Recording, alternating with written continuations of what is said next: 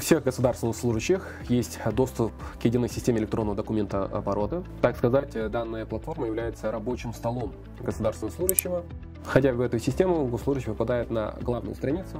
Также есть профиль в этой системе каждого государственного служащего. Соответственно, под профилем есть вкладка «Академия». Нам необходимо провалиться в эту вкладку «Академия». И мы попадаем в Академию документолога. Здесь представлены разные курсы, в том числе загружен курс по основам противодействия коррупции с описанием требований антикоррупционного законодательства. Данный курс доступен для всех пользователей системы документолог в государственных органах. Все госслужащие центральных государственных органов и местных исполнительных органов могут пройти данное обучение бесплатно, в свободном доступе. Данный курс представляется. Для того, чтобы начать обучение, нам необходимо нажать кнопку «Подробнее».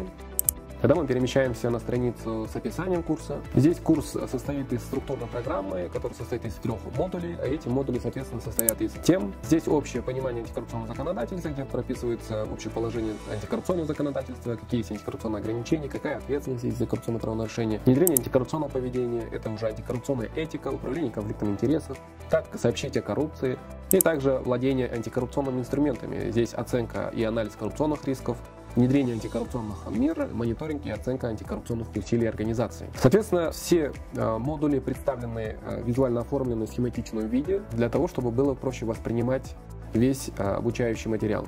Для того, чтобы приступить к обучению, мы нажимаем кнопку «Продолжить обучение» и попадаем на страницу с модулями. Все эти 10 модулей представлены в таком виде. Нам необходимо начать с первого модуля «Понимание антикоррупционного законодательства». И первый модуль оформлен слайдами, рисунками, схематично. Здесь описываются основные требования антикоррупционного законодательства, национального, международного законодательства. Также идет описание, что такое коррупция, кто является субъектом коррупции, субъектом противодействия коррупции. Также имеется рекомендуемая литература и использованная литература. Для того, чтобы перейти к следующей теме, необходимо нажать данную кнопку. И мы уже перемещаемся ко второй теме, это антикоррупционные ограничения. Также антикоррупционные ограничения, полностью из чего они состоят, какие здесь запреты, какие ограничения, все красочно, визуально оформлено для того, чтобы государственным служащим, в принципе, всем пользователям документолога и обучающимся было легче воспринимать данную информацию. Как соблюдать антикоррупционные ограничения, что делать в случае нарушений, что делать в случае возникновения вопросов, на кого запрет или ограничения распространяется, все расписано на данной странице обучающего курса.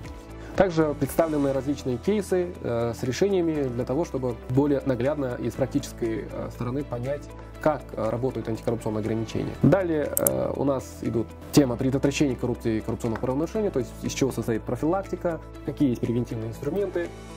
Далее ответственность за коррупционное правонарушение, когда и как наступает административная, уголовная ответственность за коррупцию. Также антикоррупционная этика государственных служащих, это уже на уровне формирования антикоррупционной культуры или организационной культуры организации. Управление конфликтом интересов, что такое конфликт интересов и как государственный служащий должен управлять конфликтом интересов, все эти элементы прописаны в данном блоке. Далее уже каналы сообщения о коррупции, почему важно сообщать о коррупции, кому необходимо сообщать, через какие каналы можно сообщить. Вся основная информация указана здесь. Далее мы попадаем уже к 8-й теме, это антикоррупционные инструменты, соответственно, как проводить анализ коррупционных рисков, как их оценивать, выявлять, устранять. Все эти материалы представлены именно в этом блоке. 9-я тема – это у нас внедрение антикоррупционных мер, то есть каким образом принимаются, какие документы необходимо принимать, какие политики, какие стандарты для того, чтобы в организации эффективно работала превенция коррупции, либо превентивные инструменты.